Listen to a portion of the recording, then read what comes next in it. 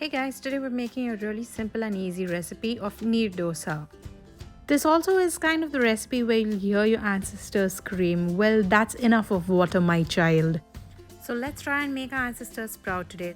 We'll need half a bowl of water and I have used about 450 grams of rice. Now all you have to do is let the rice soak in the water for 8 to 10 hours or overnight. After the rice is soaked overnight, I have washed the rice and now I'm going to grind it into a fine batter.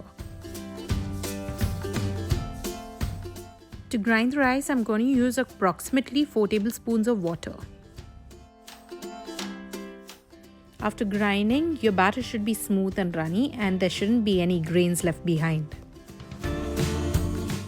Now just transfer the batter into a bigger bowl because now's the time where you'll need to add in the water. Now channel your inner peace because this is where you'll need your ancestors to really speak to you.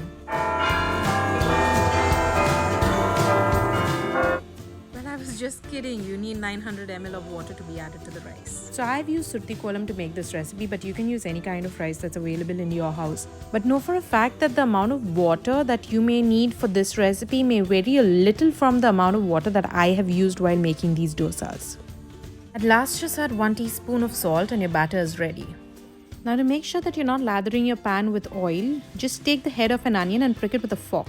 Now just dip it in a little oil and you can grease your pan with it. Once your pan is greased, make sure it's nice and hot before you can put in your batter. Make sure you swirl your pan well so then the batter is equally distributed to the remaining sides of the pan. Cover the pan and let the dosa cook for nearly 2 minutes. Take off the lid carefully so you don't have much water droplets falling into the pan. Even if a little water does fall into your pan, don't worry, just let the water dry out and then your dosa is ready to remove out of the pan. One really important thing about the Neer Dosa is that it needs to cool down before you can set it aside or even fold it. I have used a cane plate to take off my dosa and cool it. If you do not have a cane plate, you can just put it on a regular strainer and let it cool down. In case your dosa appears to be all cracked, this is an indicator that your batter requires a little more water. So just add a little water and give it another shot. Once your dosa has cooled down, it's now time to make the fold and your dosas are ready to serve. If you did like this video, do not forget to like and subscribe.